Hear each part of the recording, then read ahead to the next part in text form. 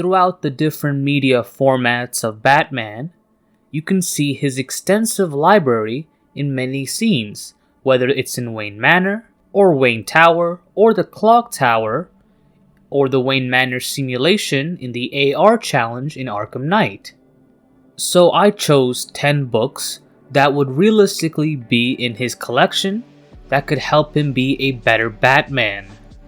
Before I begin, if you enjoy this type of video, make sure to like and subscribe. The first book is The Art of War by Sun Tzu, a Chinese military strategist and general. There are 13 chapters dictating multiple methods into winning wars. It gives explanations on using environmental factors, learning about the enemies, knowing your advantages/disadvantages, treatment of soldiers, deception, etc. While the statements may seem obvious to some, the key in reading/listening to this is to comprehend to a degree that the form of your own thinking becomes second nature to the book, as opposed to you having to rack your brain to find an answer. The second book is The Five Rings by Miyamoto Musashi, a sword saint from Japan. He breaks it down into 5 main books, named after the elements: earth, water, fire, wind, and void, each encompassing a different part of fighting. For example, not having a favorite weapon, as it makes one predictable and may not be useful in every situation. Or standing with the sun to your back to help blind enemies. This book can pair well with The Art of War, even if both are somewhat outdated, for in the case of chariots or swords in the use of modern combat, but the principle behind it is still valuable. The third book is a survival guide, and this one is just a stand-in for any survival guide. This one's a little unique though, as it also adds in what a soldier might do if they were behind enemy lines and don't want to be found. And this is useful to Batman, who basically is always prepared for anything. As such, him knowing how to survive in the wilderness and not be found isn't so far-fetched. The fourth is a cookbook. Now he probably wouldn't use this as he has Alfred to do the cooking, but most people don't have butlers.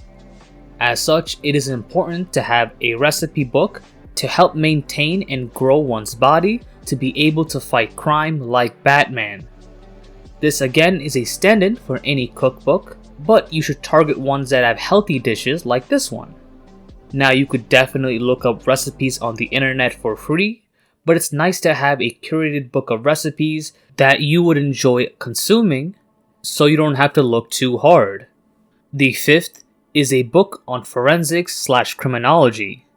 This book is an older one on forensics in the UK, but it's mentioned more like in stories of past cases.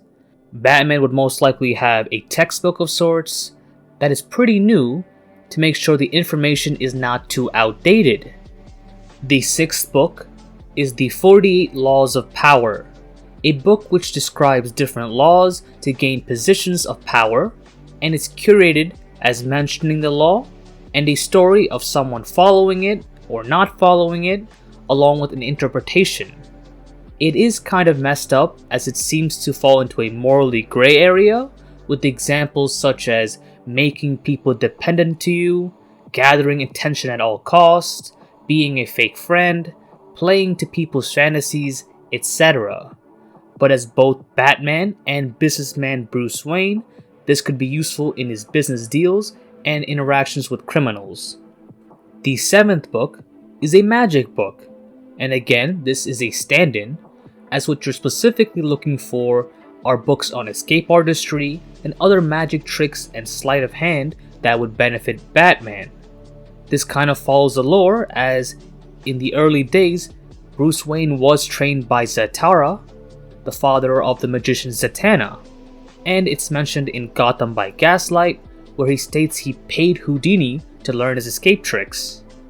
You could of course look up all the information for free on the internet, as it's more important to actually practice this than read it.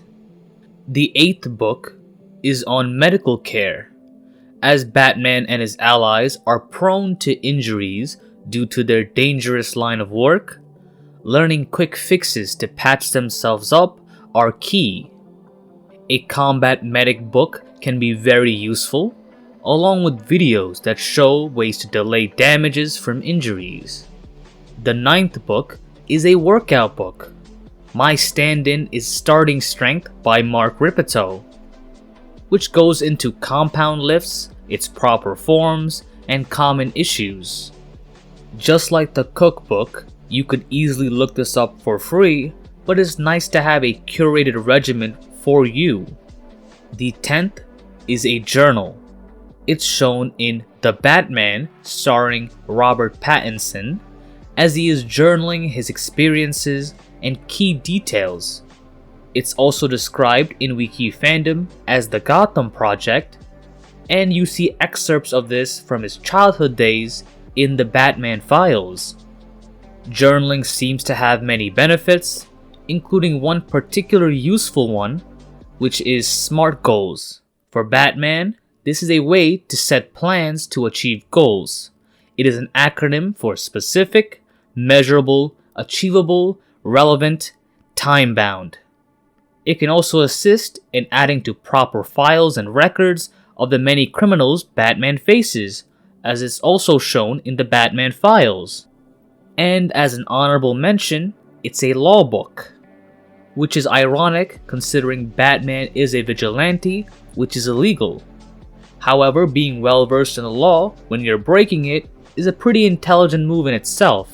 And when he does bring in criminals, having evidence so that they're processed correctly despite how it's gathered can also be useful. I assume the understanding between Jim and Batman removes the aspect of illegally obtained evidence, and according to law.stockexchange.com, it says it can be admissible, theoretically, if it's damning evidence and there are no specific laws in that state on the way the evidence was gathered. However, this is from a commenter, as such it may not be 100%. But due to the corruption of the GCPD anyways, it would be like a positive corruption. Thank you all for watching, and if you enjoyed this video, make sure to like and subscribe.